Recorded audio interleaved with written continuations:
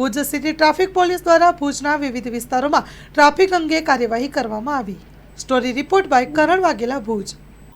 City traffic Bhuj દ્વારા જે જુબેલીના road ઉપર પછી જે મેન ટ્રાફિકના પોઈન્ટ છે, station road, bus station, Vaniyawad, તો ત્યાં અવારનવાર ટ્રાફિક થાય છે। એના ઉપર અમે કાર્યવાહી કરીએ છીએ। સિટી ટ્રાફિક દ્વારા એ કામગીરી કરવામાં આવે છે। એસપી સાહેબની ખાસ સૂચના છે કે કાળા કાચ જે વાહનોમાં અત્યારે લોકો લગાવીને ફરે છે એના વિરુદ્ધ ખાસ કાર્યવાહી કરવી, જે દારૂ પીને ગાડી ચલાવે છે ડ્રિંક ડ્રાઈવના કેસ કરવા, અને જે ફોન એક માનવ જિંદગી અમૂલ્ય છે, જે ફોનનો યુઝ ચાલુ વાહને કરે છે એના વિરુદ્ધ એસપી સાહેબ તરફથી સખત સૂચના છે, આઈસી સાહેબ અને એસપી સાહેબ તરફથી, કે એ લોકોને તમે દંડ આપો અને કાર્યવાહી કરો। અને જે જુબેલી જે છે મેન ભુજ સિટીનું સર્કલ છે, તો ત્યાંથી હોસ્પિટલો ને બધું નજીક છે, તો લોકોને અવરજવરમાં એમ્બ્યુલન્સને તકલીફ ન પડે, સ્કૂલમાં બાળકોને જવામાં તકલીફ ના પડે, એ એટલા માટે ત્યાં જે રોડ ઉપર આડેધડ વાહનો છે તો એને પણ અમે વીઓસી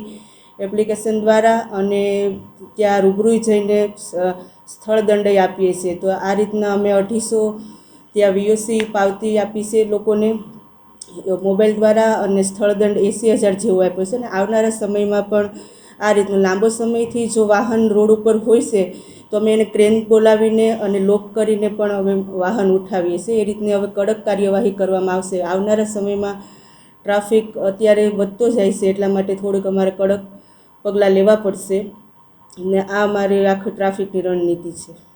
હા, બસ લોકોને શાંતિથી કોઈને પણ અડચણરૂપ ન થાય તે રીતનું વાહન વ્યવસ્થિત પાર્ક કરે અને સાથ સહકાર આપે। ભુજની પબ્લિકનો સપોર્ટ પણ સારો છે અને હજી પણ અમને સપોર્ટ આપે આ રીતના આપણે, જેથી કોઈ પણ કાયદોની વ્યવસ્થા જળવાઈ રહે અને શાંતિથી લોકો સહી સલામત રીતે ઘરે પહોંચી શકે। અને લોકોને પોતાનું કામ મહત્ત્વનું છે, પરંતુ બીજા લોકોને આપણે નડે ને એ રીતનું કામ પતાવે એવી મારી વિનંતી છે।